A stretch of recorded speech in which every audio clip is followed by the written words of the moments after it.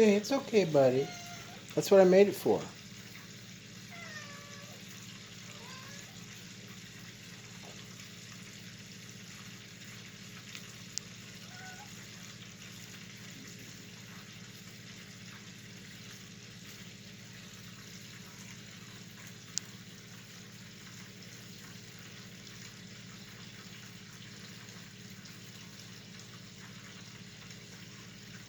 It's a good boy.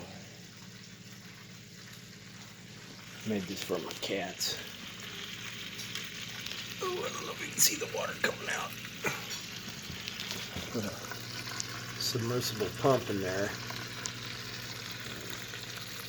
I just took, I guess like a small colander, cut the handle off of it, siliconed, and used some stainless screws to attach it.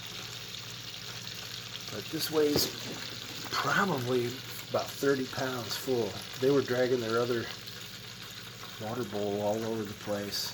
I couldn't get them to stop. And they liked when we turned on the bathtub spigot and get drinks out of that. So they tend to like running water. Our cats do anyway. So there you have it.